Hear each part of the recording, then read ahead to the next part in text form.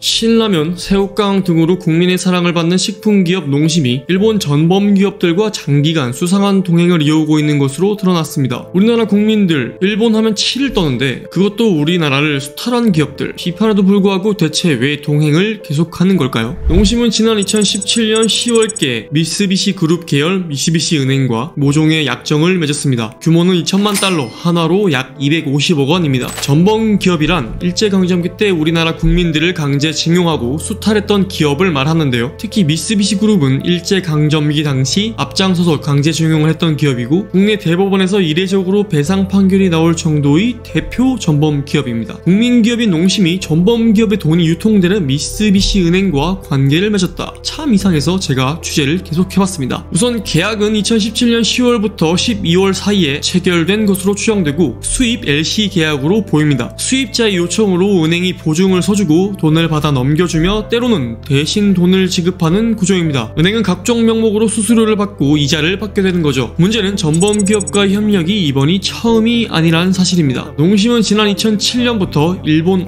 아지노모토와 계약해 스프, 보노를 판매하고 있는데 보노 아시죠? 아지노모토, 우리나라 어린 소녀들을 근로 정신대로 착취했고 중국 해남도에서 천여 명의 조선인을 사망에 이르게 한 나쁜 기업이죠. 2018년에는 아지노모토와 함께 아지노모토 농심 푸지라는 합작 법인을 세우고 경기 평택에 스프 공장을 짓고 현지 생산을 시작했습니다. 이후 아지노모토가 전범기업이라는 사실이 알려지면서 큰 비판에 휩싸인 적이 있는데 이때 농심은 전범기업인 줄 몰랐다, 당황스럽다, 더 이상 드릴 말씀이 없다고 공식 입장을 냈습니다. 과연 몰랐을까요? 농심 창업주 신춘호 회장은 롯데그룹 창업주 신교코 명예회장의 동생이자 일본 롯데 이사로 재직한 경험이 있기 때문에 몰랐다는 것은 말이 안 되죠. 그러면요, 농심은 왜 전범기업들을 놓지 못하는 것일까요? 이를 두고 국내 시장에서 한계를 느끼고 해외 시장에 집중하는 것이라는 분석이 나옵니다. 한때 농심의 라면 점유율은 70%까지 올라갔지만 2014년 이후 각종 사건으로 혹평을 받으며 점유율 50% 이하로 무너지기도 했죠. 특히 김기춘 전 국정원장이 농심의 법률 고문으로 일하며 월 1,000만 원의 급여를 받았다는 사실에 큰 타격을 받았습니다. 왜냐? 이분은 최순실 게이트의 핵심이었고 가정의 초토화, 라면의 상식화, 즉 우리 국민은 라면만 먹고 살아야 한다는 말도 안 되는 소리를 했던 분이죠. 2020년에는 신라면 국외 매출이 국내 매출을 추월하기도 했고 오뚜기, 삼양 등 다른 라면들이 잘 팔리며 농심 점유율이 점점 낮아지고 있는 점도 이를 뒷받침합니다. 실제로 농심은 세계 무대에서 통하는 기업이라면 어떤 기업이라도 협업한다는 입장입니다. 저희가 그런 기업들만 가지고선 계약을 하는 건 아니고요. 글로벌적으로도 뭐